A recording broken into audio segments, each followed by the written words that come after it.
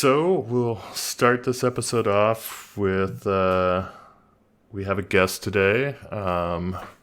Let's go with what do you prefer me to call you during the podcast? Do you want to go by your actual name, your comic strip name, your...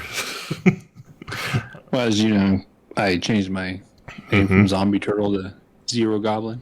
You want to go by Zero-Goblin? Yeah, you call me Goblin, call me Goblin. Turtle, Zombie. Zombie, okay. So we have Zero-Goblin here. We have been planning on doing this podcast, this episode in particular, since we were on We Don't Talk Politics. And it just, the timing always never seemed to work out. Schedules were always conflicting. When you have 4 people trying to work together to get a schedule going, it is tough. But we made it today. We got the 2 of us here. How long has it been? A year? At least a year. I was going to say, I think I've been doing this podcast for at least a year. So, and we were working on that in the other one as well for a long time. So we're here today. If you are looking to see Zero-Goblin's work, you can go on to Instagram and just do a search for Zero-Goblin. I will be tagging when I share on Instagram and everywhere else, so you can connect that way as well. There'll be links to connect to him quickly. But yeah, we have been trying to do a Mandela Effect episode for a very long time. I am excited to do this one. I'm excited to get this one over because every time I research it, I feel like I'm going a little bit more crazy. There's so much stuff that pops up that I'm like, yeah, that's not right. That's not how it's supposed to be. But I did want to start off by asking a few questions just about the comic and everything else. So I guess, and these are going to be, I'm not the best at interviews. I'm not the best at asking all the questions. And I won't lie, I had GPT come up with some questions for me. That's great. Which I hate the fact that I'm using it, but I made sure I said thank you after I was done getting the information from him. And it was so creepy because it was like, oh, you're welcome. And I'm glad. I hope the interview goes well. And I'm just like, I don't like talking to a computer like this and having responses like that where it makes me feel validated and good inside. And I'm like, this is not something I should be getting from AI.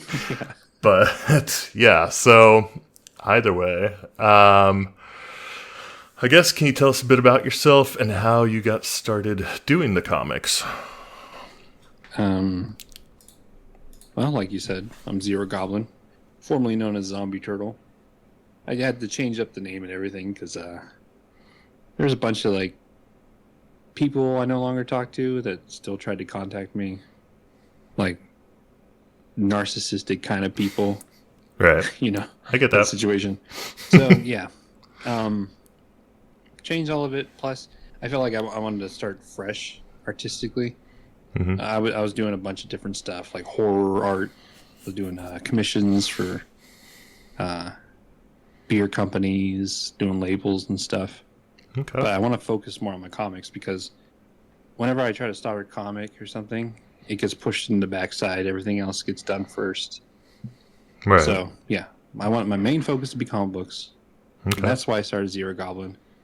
And my main comic character is Galactic Man, which is basically me in like a galactic superhero kind of way. Right. Mm-hmm. But it's just this way I could do like my autobiographical stuff without actually being realistic. Mm-hmm. Like I want to tell stories in my life, but do it in the lens of this character. Okay, gotcha. How long have we followed each other on Instagram? Oh, it's about the longer than we've been trying to do an episode together. So it's been a couple of years for sure. I'd say at least 5 or 6 years. Yeah, it's been a long time. I was gonna say I've been out here for 2 years, and I think that's when I started this podcast because I was just doing it by myself. And then, yeah, we've been talking through the old podcast as well. So it's been a while. Yeah. For like, what got you into, I guess, drawing originally? What kind of got you, and even more so, what got you into comic art as well? Well, I grew up watching stuff like the Tim Burton Batman, the what's it called?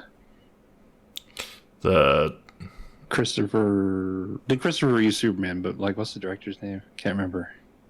I don't remember right now. Well, yeah, I watched those, watched Ghostbusters, and then watched all the cartoons. So I would just kind of like, it was a combination of my parents also drawing. Okay. Like my mom would draw sometimes, my dad would doodle all the time. Gotcha. But also like there'd be action figures and stuff that my parents couldn't get me, so I would draw instead of play. You know, like I would create these stories and stuff using like Batman and stuff like that. Then I started creating my own characters as a kid. Gotcha. So yeah, basically just emulating my parents and whatever was on TV. Gotcha. Now that's, yeah. I mean, that's, I think a lot of people were influenced when cartoons as a kid and stuff. Like, there's just, I just remember Saturday mornings being like such a good feeling of just like, I don't have school today. I can sit around, eat some cereal, watch cartoons. And some days I'm like, I force myself to do that as an adult. I'll like, I'm like, I need a Saturday where I'm just being lazy, watching some cartoons, eating some cereal. One thing I just saw recently, I don't know if you've seen, but I was wondering if you were excited for the X-Men 97. Yep. Exactly. Just saw the previews. The trailer tonight. Oh, it looks honestly, X-Men, I'm trying to think. It was X-Men, and there were two like major and the Batman series were like the two that like defined my childhood of like, this is two of my favorite cartoons growing up. And I feel like Batman was like after school I'd get home and I'd watch Batman. And yeah, it was just it was like Tiny Toons, Animaniacs, and then Batman would come on. Which was what was that Fox or was that Nickelodeon? I think it was Fox because no, WB. Was it WB's not Fox, is it? No. I'm trying to think because I didn't grow up with cable. I didn't have was cable. Spider-Man, X-Men. Yeah. I guess WB was on standard television when it wasn't on cable or whatever when it came out. Channel 23. I still remember the channel number. But I remember a lot of channel numbers. Like MTV was 36 for a while, then it became 18. I don't know why I remember that. It's just, I think Nickelodeon was 27. That sounds right. Yeah, no. Speaking of that like 90s childhood, how old are you? I am 80. I was born 84. I am 39. Okay, so you're just a year older than me. Okay. So we basically watched the same stuff, I'm guessing. But and like you, I didn't always have cable, but when I would just like zero in on the TV because I was like, who knows how long I'm gonna have this? Right. Yeah, and I suppose we did have it for a little bit because I remember Cartoon Network was. I mean, I remember Johnny Bravo. That was just ridiculous, and yeah, there were certain cartoons. I guess I do remember. I loved Snick. Was it Snick? Snick. Was that the? It was. It's like Saturday night. Yes, Saturday Night Nickelodeon or whatever. Had Are You Afraid of the Dark? Yeah, my shit. So speaking of Are You Afraid of the Dark, I was watching this YouTube thing last night. This is when I messaged you. He's talking about the show. He's talking about the DOS game that was on the computer, and every now and then he's sparsing in these commercials from that era. Okay. And Smokey the Bear, he shows the Smokey the Bear thing, and he goes, "Only you can prevent." And what do you think he says? A forest fire. Right? Right. That's what I said. Because I was mimicking. I was like, only you can prevent forest. But in the commercial, he goes, wildfires. So is this a newer commercial or an older commercial? No, it's the older one. Okay, that's an issue. I guess he's always said wildfires. No, he hasn't. No, right? I did see a Smokey the Bear thing pop up, but it was also what his actual name was, which was Smokey Bear, not Smokey the Bear. Right. I always heard Smokey the Bear. That's what I called him. That's what I said, yeah. But no, yeah, for sure. It was a forest fire. There's no doubt. Because we didn't call them wildfires back then. No. I'm living in Oregon now, and they have a fire season, which is interesting. I never heard of that before. Didn't know that was a thing. But yeah, like it's like the air quality is super low, and like I'll always send my parents pictures of what the air quality is at when it's like super bad. Like, I mean, the first year I was out here during fire season, like my eyes were like beet red because there's so much smoke in the air and everything. And like if you're not working indoors, and my job is a lot of it's outdoors, it really messed with me. Like breathing was harder, my eyes were all messed up. But yeah, be streamlining that mesothelioma, right? We get on that lawsuit. But they, forest fire. It was forest fire. It was definitely forest fire. That's all. This is what we're talking about. These are the things we're talking about today. Segue. Which, I mean, we can hop right into it. So the name Mandela Effect, it obviously comes, well, not obviously, but comes from Nelson Mandela. There was Fiona Broome, who is an author, researcher, and her focus is mainly on ghost, fairies, and alternate histories. So that's quite the grouping. Ghost, fairies. Ghost fairies. I believe it could be a little bit of both. I believe it's ghost, fairies, and alternate histories. Real quick, you do mainly like cryptid stuff, right? A lot of it's cryptid. I've got an app. It's called, what is it called? I'm going to look it up. No, I wish. Writes all your, I thought about doing that and I'm like, nope, it's going to be obvious that this is not the normal way I do an episode. What is it called? I call it the Wheel of Destiny, but it's, Daily Decision is what the app is called. So anytime I come across something either on Instagram or Twitter, well, X now, anytime I come up like something like it seems like it's going to be an interesting topic, or YouTube, I guess too, like my suggestions on my YouTube are lean towards magic and the paranormal. That's about all I get for videos popping up for me. So if something comes up on there, go.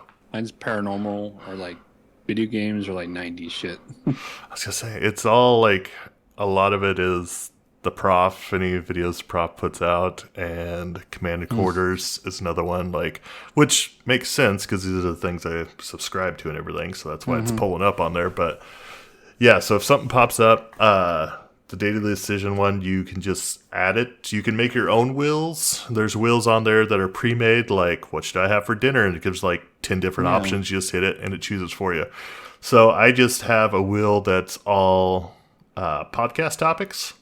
And a lot of them are cryptids. But I will just I spin the wheel, whatever comes up, that's what the next episode's going to be on. The reason I asked is because, have you ever come across ghosts of cryptids? You never hear anything about that. Ghosts of cryptids. There was... like a ghost of Bigfoot or something. There was one. It's on my wheel, but I can't remember exactly what it is. I'd have to look it up. I've got 100 different topics on there right now. There's ghost cryptids, but ghost of cryptids. Ghost of the cryptid. Yeah. I guess probably not. I mean, right? I guess that doesn't. It just made me think of that because you were like ghost fairies. Ghost fairies. I was like, so what if these cryptids or fantasy creatures die and And if you believe in ghosts, then you believe that cryptid would have a ghost too, right? I don't see why not. I feel like all creatures have souls, right? All dogs go to heaven. Yeah. So, 1990s All again. Bigfoots go to hell. All Bigfoot. I hope not. I hope it's just. Yeah, I know. I don't right? know. We'll see how it goes. Bigfoots don't seem like they're causing a lot of trouble. I mean, they're just, No, not at all. existing and floating around doing their thing, traveling through portals, whatnot. The huge. Yep. Okay. So, all right. So yeah, reel us in. Real back in. We're good. You're I'll good. keep going Off topic is usually how it goes when I have somebody else doing it with me, which is I enjoy.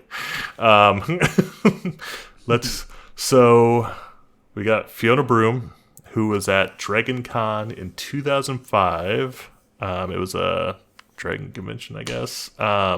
She was speaking with one of the guards, like I guess security guards or something there, about Nelson Mandela. And I think what happened was he popped up on TV or something. This is 2005. And Right. they were both under the impression that Nelson Mandela died in the 80s in prison, which apparently is a popular belief among countless numbers of people, not just the two of them. So she made the MandelaEffect.com website and kind of...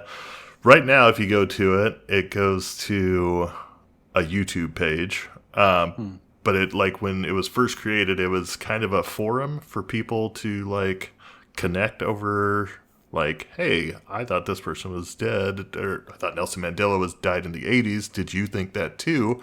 And there was this just giant mass of people who were all like, yeah, I remember seeing his funeral on television. I remember his wife giving a speech at the funeral. In my mind, I mean, like, I just said I was born in 84, so, and they're thinking early 80s when the funeral happened. I knew he was in prison. I remember Nelson Mandela being in prison when I was younger, and I don't know why I thought he died in prison as well. He actually died in 2013, so, like, not even that long, 10 years ago, 10, 11 years ago. Which, see, the only thing I love the whole Mandela Effect thing, but the only thing I don't know is the Mandela Effect. Like, I didn't know anything. I know who Nelson Mandela was, but I didn't know about he was in prison. I didn't know the conspiracy about him dying. I didn't know any of that. okay, yeah, and it's just it's not a conspiracy if it's true. That's what I was. No, it's just like, so there's a ton of people that remember it that way.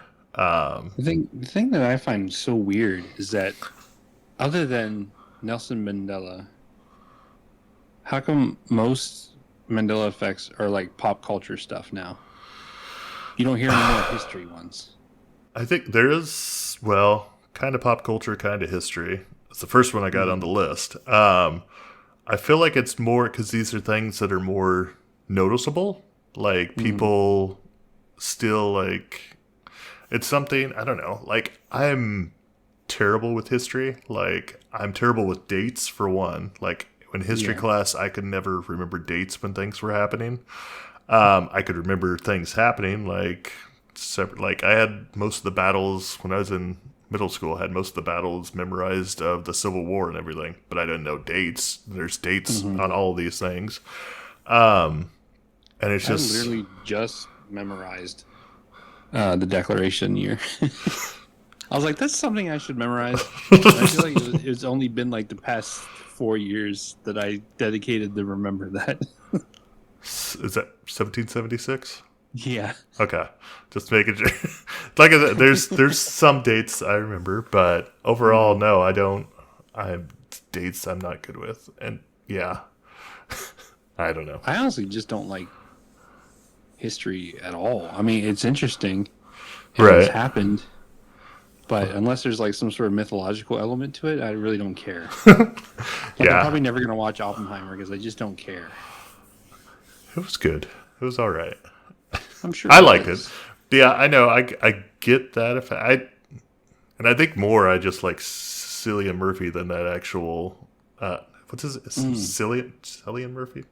I think it's Killian. Cillian Murphy, the main actor. Yeah, I just actually like him as an actor a lot, and he did a really good job acting in the movie. But I cared more about that than the actual premise of the movie. But it was. You want to know? You want to know the only thing that got me excited for the movie? Was just a small cameo of Einstein. Yeah, that's because okay. I don't know, for some reason, like, I don't know if this happened to you or any other like younger kids even today, but you'll see somebody and automatically just be like, oh, that person's cool, and you just like think about that person every now and then. Right. Like when I won like a key to it was an art museum in my town. They would give once a year to like middle school kids. But I did a portrait of Einstein, and ever since then he's been like, "Oh yeah, my Einstein is my guy." Even though like math is something like I hate. Right. The same thing is like I love Abraham Lincoln for some reason. It's just like, but like in my mind, he's like this like 7-foot buff dude who like fights vampires and shit. Well, I mean, there was a documentary made about it, so. No, I get, I did I think it was 7th or 8th grade, I did a report on Einstein. Like, the actual, like, I have no idea how all the math works and everything with that, all the formulas he came up with, everything, and, like, just hearing, like, some of the thoughts on, like, there was recently, something just popped up since I started doing this. It was some kid, he's, like, 13 years old, and he's supposed to be, like, the smartest kid in the world right now. But he brought up, actually, about Mandela Effect within the last 2 months. In connection with CERN. His name's Max Laughlin. So I was talking a little bit with you on that. Yeah, CERN is interesting. It's weird that you told me the Mandela Effect happened in what? You said 2005? 2005. But what's weird is I thought the Mandela Effect only became a topic in the past 3-4 years. So 2000, I think CERN ran their thing in 2008. They ran the actual right, and that's when a lot of the people Hadron Collider. But I also saw something about 76 something happening with the Hadron Collider. Oh, really? The God particle was discovered July 4th, 2012. The what is it called? The Hans. I can't remember what it's called, but the super proton. So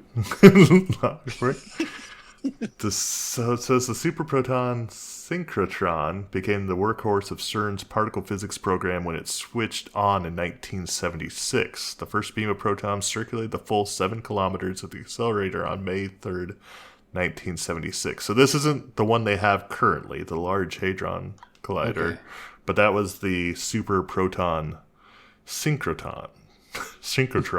So that's the SPS. So they've been doing things since the 70s. They're the company that discovered the internet, right? The internet? I believe so. I believe the internet came, either it was created by them or it was like their work made the internet possible. But yeah, Switzerland. Bunch of so they smashed the synchron pinkron. So they smashed the synchron pinkron. Everything went wrong. But it's saying opens up, aliens come through. It's basically Stranger Things. You have the internet, enjoy the knowledge, you'll go crazy. You will create Facebook. Yes, the modern wonder of our civilization, Facebook. Let me see. So you may have this knowledge, but do not create social media. We warned you. It is I think that is a big part of our downfall has been social media. Especially younger people. Yeah, it has such a huge effect on people. Like, because we can still remember studies before times. I remember there's people who never remember the before times, and it's just going to be social media their whole lives. Oh yeah, because I was in college when Facebook came out. And it was at that time it was just if you were a college student you could get on Facebook, right? Which at that point I didn't care about it. Blue letters.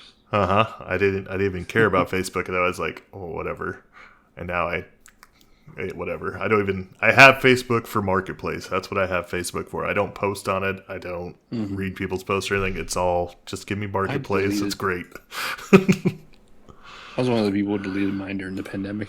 I did I deleted my account and I was without it for like a year. And then I was like, I do kind of like Marketplace. So I redid it. Like it's up there. I have like 1 or 2 posts and that's about it. And that was like a year or 2 ago when I posted last on there. It's just because people were asking me like, how are you doing out there and everything? You're not sharing any of that. I was like, okay, I'll post something. And I was like, I don't want to get back into posting on here all the time. And Instagram's good enough for me. And I feel like Instagram is a lot less like negative. Like, I mean, I follow what I want to follow. I get to follow accounts that are like people that are creative and make things. Their ads and it's are like, spot on.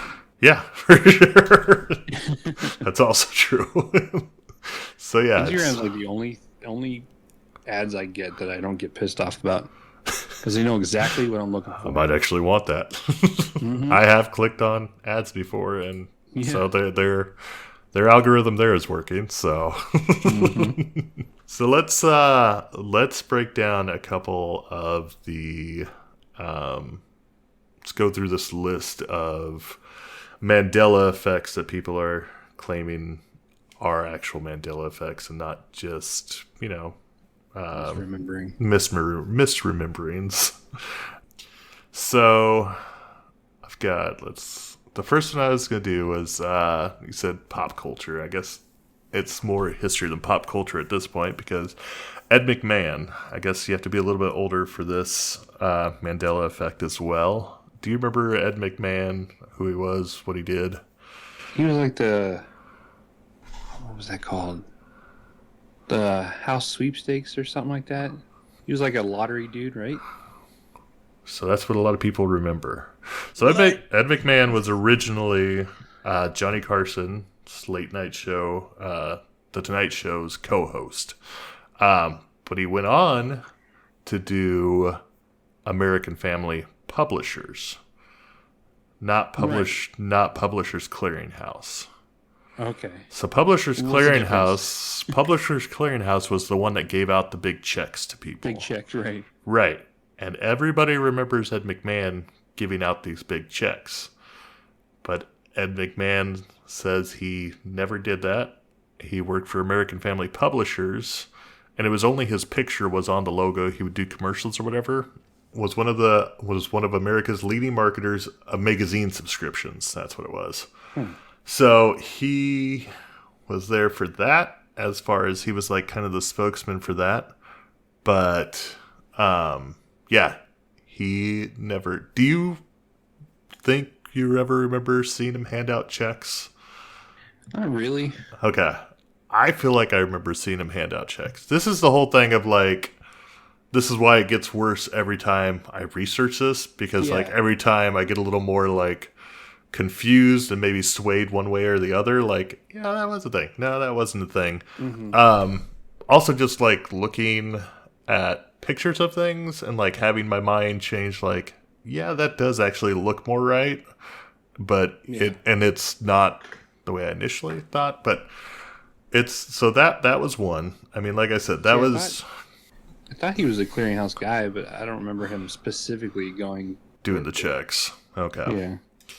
And that was the thing. They were both popular at the same time. So it could have easily been confused for me.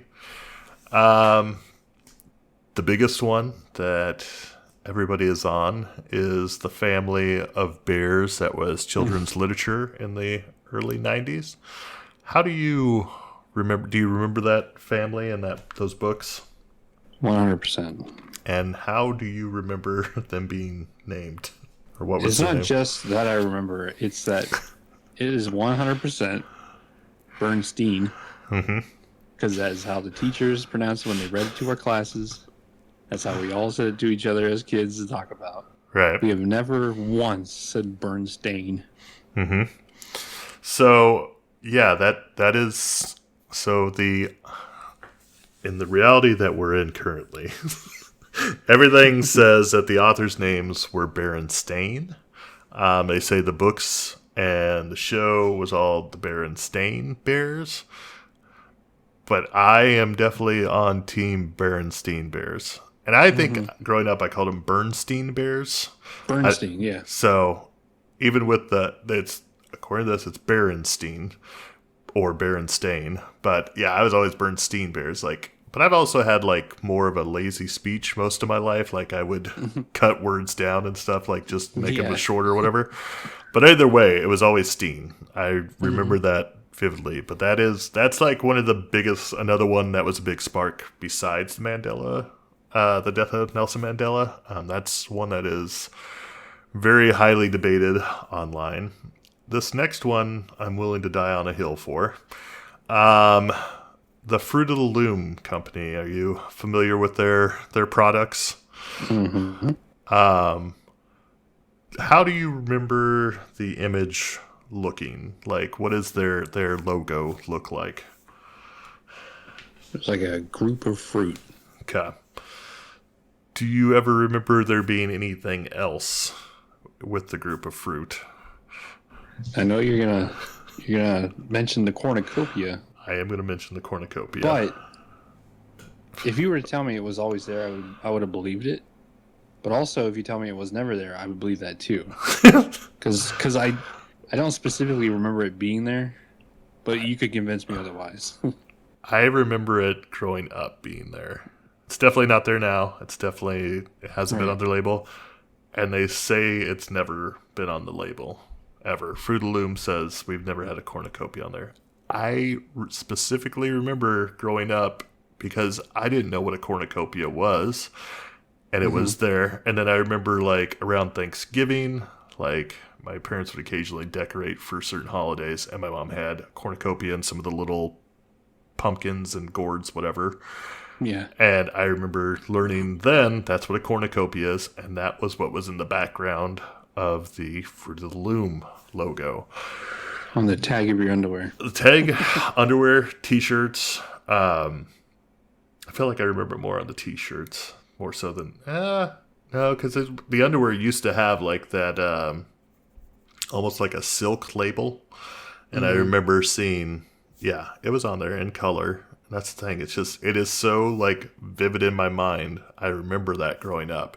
And I'm looking around for other brands that might have had that on it that I thought, maybe that's where the confusion is, but can't really find anything else that had a cornucopia on their logo at that time in the early 90s, late 80s, at a time when I remember the logo. So that one, that is seriously one that really bothers me because it just was so it was unique because I didn't know what a cornucopia was, but I remember seeing it on the logo. And then but to me, it also doesn't make a lot of sense because when I think of a cornucopia now, I think more of gourds and the tiny pumpkins and stuff, more of a fall thing.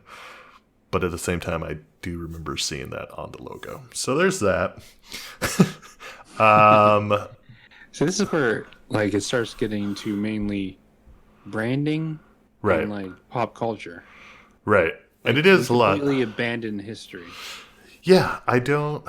Let me see... And it is mainly, it's... I don't have many other... I can't think of any other examples that are history-wise. It's so weird. It's just... I mean, kind of like you said, that, neither one of us really, history is not something we like. Something we are, super deep into, so we don't remember it as much. But, branding is something everyone sees. Even if you're not buying the product and you're in the store, you're seeing this branding show up. Right. And it's just, I think, to me, that's what makes me feel like it's more legit that people have seen these things or haven't seen these things. Just because it is so in your face with, America, advertising is its own industry. This is how you sell items. You advertise it. You make the labels and everything look like something that should sell. But yeah. So we briefly mentioned CERN, but we didn't really talk about CERN's connection to the Mandela Effect. The CERN. We were about to, but then we went on a side tangent. I want to go through a couple more of these. Okay. Just a couple more. I know another big one. This one I don't remember. But a lot of people. So you remember the movie with Shaq where he plays a genie, Mm-hmm. and then he had which was called Kazam, and I do remember that because he also released a line of shoes called, I believe the name was Kazam, and they were like just these high top basketball shoes. I thought they were the coolest thing ever. Never got a pair. But yeah, so Shaq came out with Kazam. A lot of people talk about a movie with Sinbad. Are you familiar with Sinbad? Mm-hmm. Called comedian. They are saying he came out with a genie movie called Shazam, like a couple years before Shaq's Kazam came out. Mm-hmm. There's there's like no physical records of it. People say they tell these stories how they vividly remember going to the theater to see the movie. And like one of them was like, yeah, I went to go see that. It was the first movie I ever saw by myself. My two brothers were a little bit younger, wanted to go see something else, so my mom took them to that, and I went and saw Shazam. But yeah, that one I don't remember. I do not. Neither do I. They say there's a lot of confusion. It might have been the first kid or whatever, where he's like popping out of the mailbox on the cover, and it kind of looks like a genie coming out of a. But they also said he did a. There was a late night series they were doing where he was dressed up like a genie, but it wasn't a movie. Mm-hmm. But he was like hosting this film festival online on some channel. I don't know, with like I think the old Sinbad movies or something. But either way. Isn't Aladdin like kind of based off the real life Sinbad, who was like a Sinbad the Sailor? Yeah, something like that. Which are some of my I remember those because my grandma, when I go to my grandma and grandpa's house, they had the old Sinbad claymation movies. Did you ever see those? No. They're so great if you can find them. It's mainly live action, but like all the creatures in it are claymation. Okay. Yeah. Yeah, I'm remembering one of them. There's one where he's like fighting the skeletons with the swords coming down the stairs. I remember that scene, and I remember the Cyclops. Those are the two I remember. And I think he like throws a rock or something the eye of the. So did he ever meet a genie at the time? I think there is a genie. No, I do think, because I think Sinbad was based off the 40, what is it? 40 Nights or whatever, the Alibaba and his 40, like that whole storyline. Because I was doing one of the old episodes I was just looking up, had about a rock in it, which is this giant bird that's also in those stories. But I do think there is I do believe there's a genie involved with that, but not positive. We'll do two more. Monopoly Man. Right. How would you describe him? If you had to give a physical description, how you remember him? Like a tuxedo, a top hat, and a mustache. And a mustache. Oh, and a cane. I'm not gonna fight this one either way. But the monocle is what a lot of people bring up and say they remember the Monopoly Man having a monocle. Mm-hmm. I don't remember particularly either way, but that is another one that's been big as far as people having a lot of conflict over whether or not he did. And did he have a cane?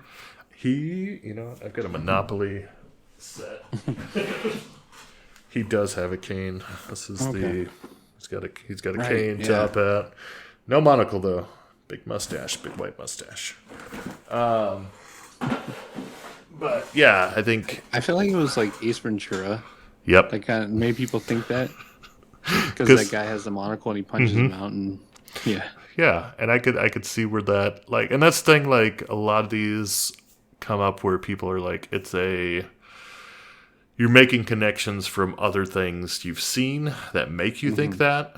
The similar one was the Sally Field, where a lot of people, when she was getting, I can't remember, one of the awards, and a lot of people remember saying, "You like me, you really like me." Yeah. Which is also, according to current videos, what she actually says is, "I can't deny the fact that you like me right now. You like me." which sounds terrible. does not sound right. And also, and there's also the scene in The Mask where Jim Carrey's like, he says, "You really like me." So it's where he's reenacting that, and it's just like we have these connections, and maybe it's not right, but that also just does not sound right at all. Like it does not. But a fun fact is that Sally Field's brother works at CERN. Oh, really? It's weird. I don't know why, but that's a weird connection that was brought up somewhere. The last one I'm going to do, and this is: did you grow up eating frozen pizzas? Mm-hmm. Do you remember the really cheap brand that usually comes small circle ones? Yeah. And what was the name of that brand? What was it called? Tostinos? Right. But it's really called Totino's. So no S. No S. But I will also stand on that hill that it used to be Tostinos. Right. And nobody... I think I still call it that, even though... Even if it... even if I read it. I'll still say it as Tostinos, yeah. It's like they were the cheap... You could... I think we didn't grow up with a wealthy family or anything, and that was an easy, cheap dinner. Like, what were they, like $2 or $3? At the time. Yeah, it was so good at the time. Even when I would... Even at an older age, which this is probably disgusting, I shouldn't bring this up, but when I would come home from a night of drinking, I would put one in the microwave for 5 minutes and roll it up and eat it like a burrito. Right, like I was going to say a taco. But yeah.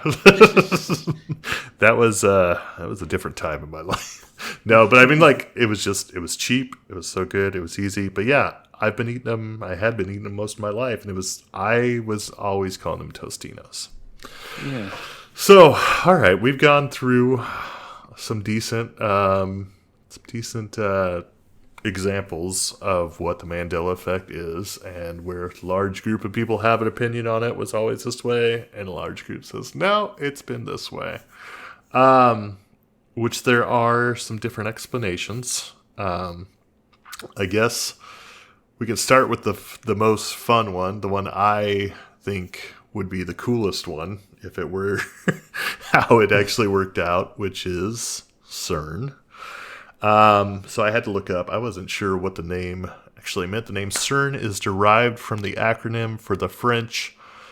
I'm gonna butcher this because I don't speak French, but Conseil Européen pour la Recherche Nucléaire, or the European Council for Nuclear Research. It's a provisional body founded in 1952 with the mandate of establishing a world-class fundamental physics research organization in Europe. So they've been around since the 50s, 1952, it's a long time. Which I did not realize. I always thought they were like within the last 10, 15 years, like they showed up because they're so advanced and like the work they're doing is crazy. But as we were talking about earlier, they're in possession of a large Hadron Collider. It has Hadron Collider. Oh my gosh. Thank you. I've been watching videos on CERN all day and I still am pronouncing it wrong. It has protons traveling through it. It is a 17-mile, basically a giant circular tube. These protons are traveling close to the speed of light. And when they collide, they replicate conditions similar to those shortly after the Big Bang. The CERN discovered a new proton, the Higgs boson, or the God particle. A large concern around it is the possibility of creating black holes. So that's cool. That's not a major concern at all. It's just this giant black hole that will consume everything. The LHC may have unknowingly, this is some people's thoughts on this, is that the LHC may have unknowingly disrupted the fabric of our universe. A rupture that could potentially thrust humanity into an alternate universe similar to our own.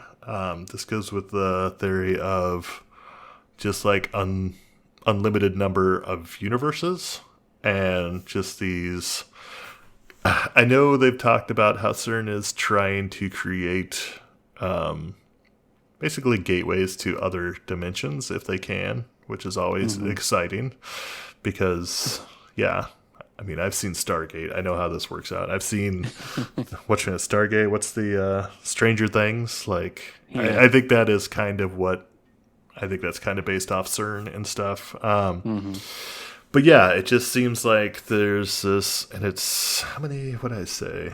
In 2019, it had 2,660 scientific, technical, and administrative staff members, and hosted about 12,400 users from institutions in more than 70 countries. Like, so this is this giant organization of just really smart people who understand how all this works and understand how the Einstein formulas work, and they are, which, I mean, it's the work that's coming out of it is just stuff that does not make sense to me, and I hear it just, yeah, it's just crazy what they're doing and the stuff they have the ability to do. So that is one of the options that people are throwing out, is the possibility that there was, which I was talking about earlier. So Max Laughlin, who's this 13-year-old genius, basically, just recently came up with a prototype for free energy. At 13, actually, he was younger than, I think he's 13 now. He was younger when he came up with that, the prototype. He's an alien. He ain't human. No. So yeah, no, it's just, he listed, and this, like I said, it's weird because this video, like, he just came out with a video recently within the last 2 months, about CERN. He's got worries that CERN may be aware of disturbance in the space-time continuum and believes that Mandela Effect memories may be part of the original universe. His thought is that the black hole was open and we were switched into a different universe in a quick. They were talking about not Max, but like other videos I was watching was talking about the possibility of like us being constantly switched between universes, like not even recognizing it's happening. And that's where the false memories, or Mandela Effect comes into play, is where we're switching, where these minor, like, it's basically the exact same universe we're in currently with the tiniest differences, because like, say, in one universe, you're walking on the right side of the street. The other universe, you're walking on the left side of the street. It's right. like things you wouldn't even notice that are different because it feels like you're just doing something normal. But, like, that's kind of what they were talking about with the infinite universe possibility, is that there's all these infinite universes with all these different infinite scenarios playing out. Which, I mean, like, honestly, all I can think of is all the Marvel movies lately or TV shows with, where you've got the alternate timelines, or you've got these alternate universes where things are the Spider-Mans, where all the different Spider-Man universes are colliding and everything. And just, like, I feel like they've definitely, which, I mean, that's always been a comic book thing, is the different universes, different, even within the same, like, comic book series and comic book distributor, or what do you company, I don't know what you call it. But yeah, it's just like, but it seems like it's more, the more research that's coming out, it's more of a possibility that could actually be reality. And it's just, I don't know if it's scary, because like, if it's happening, I'm not realizing it's happening, then it's not really scary, because I just keep living my life like I always have. That was the CERN thought. Like, that's where they're worrying about black holes opening up and sucking us into different universes. So that's an option. You hear like the weird stuff about them, like they have a statue of Vishnu or whatever, like the goddess of death, in front of their building. I feel like I've heard that, but I haven't seen it. And then, like, right before they collided the Hydron, they did like the dance of death. I've heard that as and people well. were, like, filming it. I remember now that should look you're. it up. I was gonna say now that you're mentioning it, I remember hearing things like this. Completely, like Hmm. that's the thing. Like I had heard about CERN. I knew it existed. I knew it was. They were doing a lot of super advanced scientific research and stuff, but I did not like go any deeper than that. Like Hmm. this is the most I've looked into CERN, and the more I look into it, yeah, the more it seems like things are going little. I don't know. Yeah, no, but I definitely will look into that. I. So I told you, like, the more I do the research on this, the more I just get more like, it's not scared. It's just like, I don't know. Uneasy. Uneasy. There you go. That is a great word for what I'm feeling. Yeah. Uneasy. Um, but on a little more, uh, maybe a little less scientific, well, it's still scientific, but other ways that this could be happening. Um, the power of suggestion is something that comes up. These things I pop feel like up. that's your problem. Yeah, that's I sometimes I feel like the internet was given to us just to mess with us, just to be like, Yeah. here's all the information out there, and you sort through it and see what you can figure out. It's like I don't need all this Well, information. there's a theory that that information no longer exists. That the internet was wiped clean of like more than 90% of what used to be on there. I would believe that. I It's mean, called the like it's called the dead internet theory. dead internet there, all that. If you Gonna write Google that down. anything, you only get 5-6 pages in before it says there's no more results. Which I have noticed that with the search I did recently, there was like one page of results. Right. It's like, it seems kind of low for whatever the topic I was looking up at the time. Okay, that's a new one. So basically, like somebody got rid of all our useful information and kept all the Yeah, that. you get it. Yeah, it's and that's the thing. Like, I utilize the internet for a decent amount for work and stuff, but I'm Mhm. also only looking up a very specific group of things. Like, and when I'm doing like my own outside of researching for episodes, most of my internet usage is again very similar, paying bills, going to websites to shop or whatever. It doesn't usually drift too far out of my normal everyday stuff. Yeah. So I guess I would be unaware of all the stuff that was missing, which well, that's not true because I tried to load MySpace the other day. It would not load on my phone. I haven't tried it on a computer yet, but it would not load on my Hmm. phone. It would load it was super slow loading. And I saw at the top there was like articles. So I don't even know what MySpace looks like anymore. There was something, I saw a meme or something popped up. I was like, I wonder if my MySpace account's still up, which I'm sure it's not. It's been, yeah, I had MySpace before Facebook, so it's been like 20 some years. Hmm. Um, yeah, but the MySpace would not load on my phone. But yeah, so I guess like occasionally I do drift for my normal searches and stuff. So, Hmm. and it does seem like getting rid of the MySpace. um, so yeah, the power of suggestion.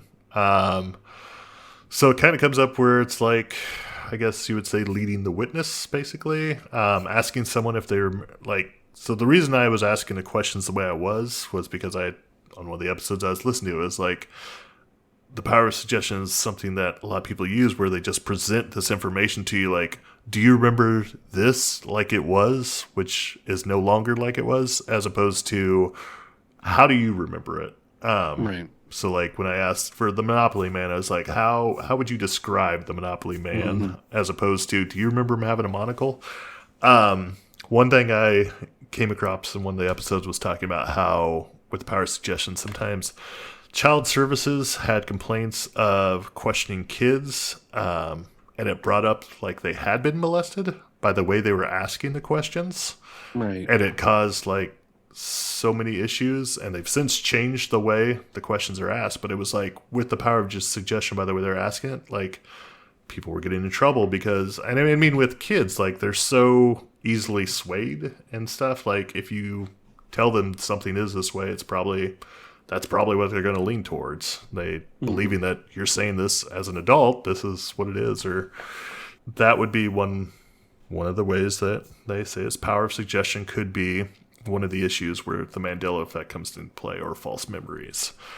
A schema is another thing. Schema, schema. In psychology and cognitive science, a schema, plural schemata or schemas, describes a pattern of thought or behavior that organizes categories or information and the relationships among them. It can also be described as a mental structure or preconceived ideas, a framework representing some aspect of the world or a system of organizing and perceiving new information. Schemata influence attention and the absorption of new knowledge. People are more likely to notice things that fit into their schema while reinterpreting contradictions to the schema as exceptions or distorting them to fit. Schemata have a tendency to remain unchanged even in the face of contradictory information. Schemata can help in understanding the world and the rapidly changing environment. People can organize new perceptions into schemata quickly, as most situations do require complex thought when using schema, since automatic thought is all that is required. So yeah, that's another thing. Just it's a lot of words for just saying, it was like, whatever you remember is not going to be changed by what people tell you. Right. And it's how you perceive things as they fit into your own scheme. Connection with reality. Right. Like you remember something this way because these other things connect and they are similar to this, and that's how you remember that. So I mean, like, that's a mental view of how it could be organized and put together, the wrong perceptions. Or it could just be called Tostinos, and everybody's called Totinos now. We already talked about the parallel universe hypothesis, which is basically what they're saying with CERN is the people wormholing between universes. If you look at the Hadron Collider, it kind of looks like a big portal. Yeah, it's a big circle. It is. And that's, I definitely get some Stargate vibes from it. Right. Like, it just seems like something where you're going to be you have the possibility to walk into an alternate reality. It's just, I don't know. I don't know. I always assume the worst things are going to happen when stuff like this is taking place. Like things from an alternate reality or different universe that we don't want coming in here are going to be coming in. I think it's funny when they were talking about, going back to CERN, when they were talking about colliding the Hadron thingy, whatever. I remember thinking like, oh, what could happen? You know, what's the craziest thing? And what's funny to think about is like the next day it's like, ooh, Skechers is spelled with us. Everything's changed. My world has changed. No. Damn you, son. When they talk about how like it's such a quick change that you don't even notice it's happening, that I don't know. I think that's where some of the more unease comes from me. Like, and it does bother me, like that these things are coming up, and I'm like, no, I know this is how I saw it in my childhood. Like, I know 20, 30 years ago, this is the reality I was in, and this is what I saw. And now you tell me that never happened. Like, That's what makes me uneasy. And like, talking about like some people are saying CERN could, some of the videos and stuff I watched and read was saying how like CERN knows what they're doing and they're able to manipulate history, like being able to figure out how to actually change things. And like you said, it's such small things, like, yeah, that doesn't bother me. But the thought that it could possibly be something larger later on, covering up things possibly that shouldn't be covered up, is more what my concerns are around, like not being able to learn from history because history has been rewritten.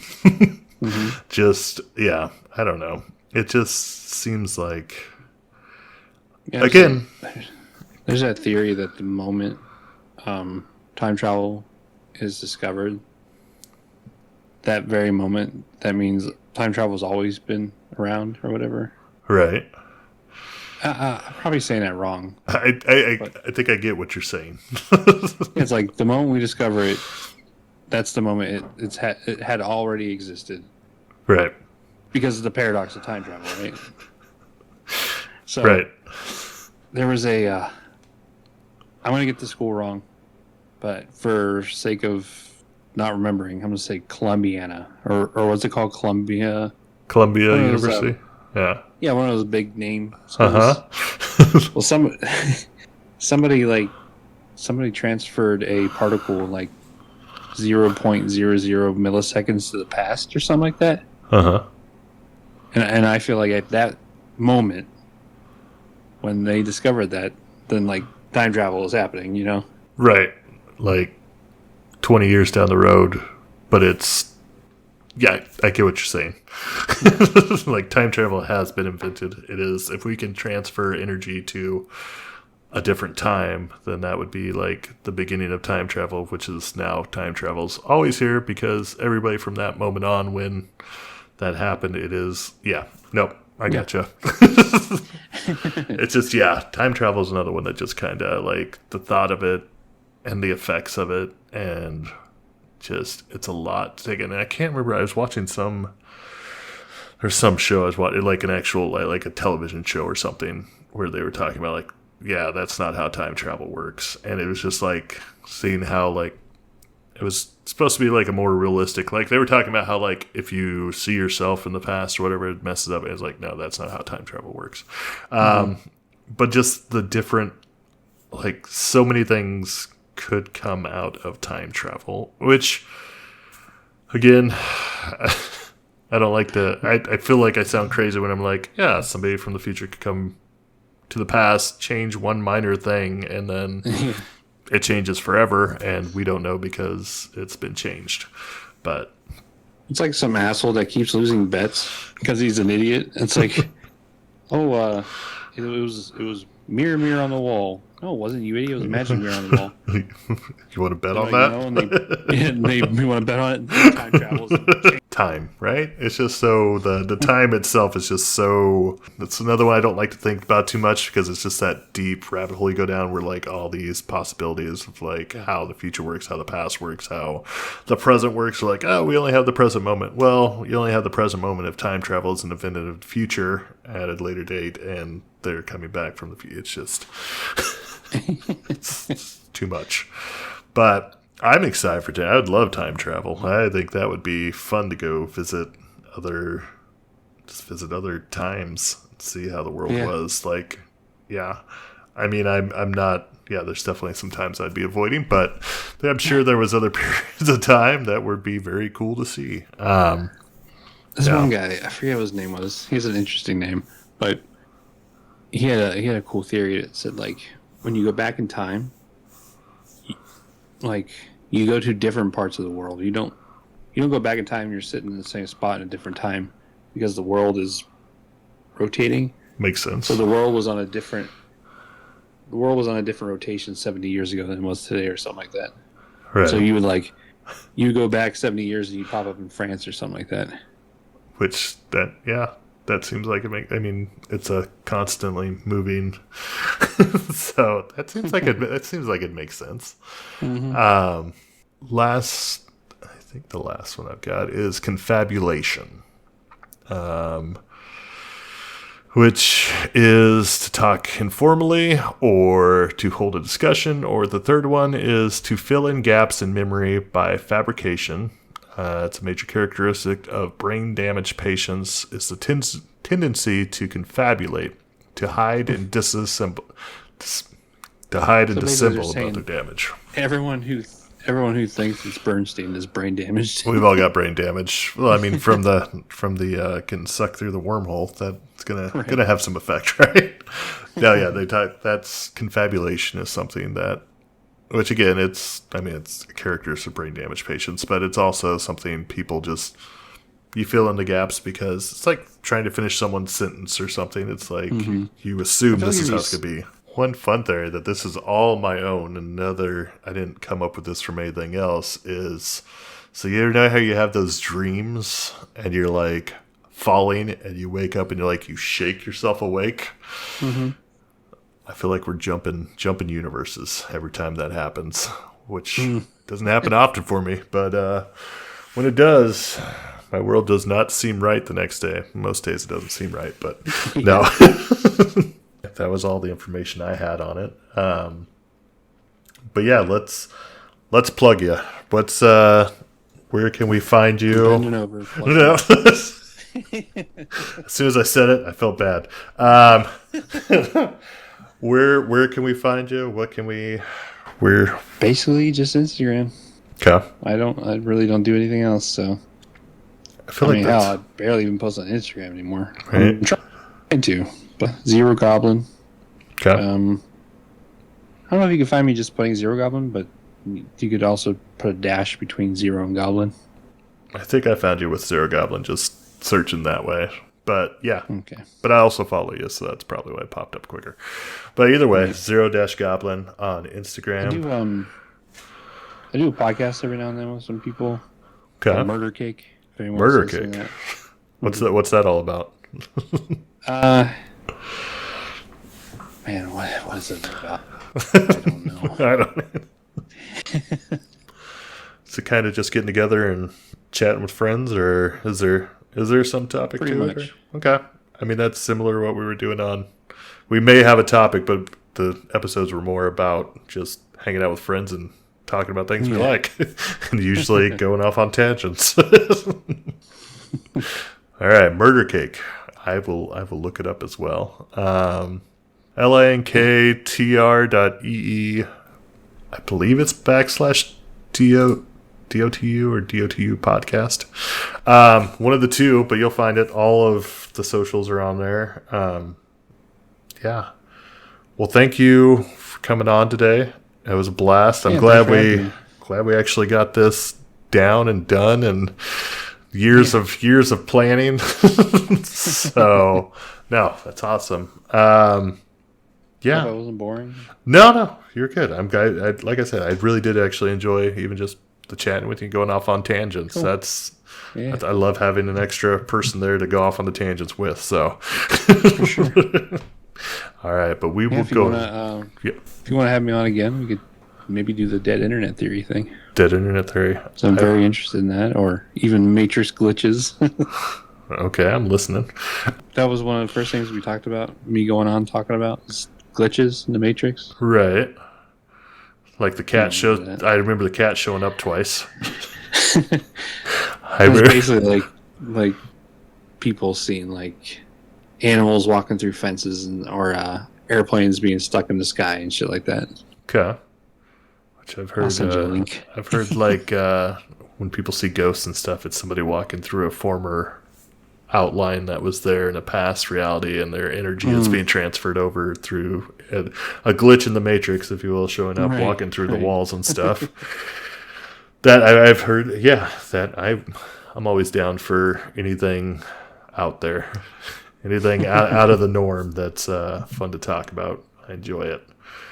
But yeah, it was good. We'll go ahead and wrap it up here. Thanks for listening. Thank you, Zero-Goblin, for joining us today. And we will all see you. I'll see you the next time I see you.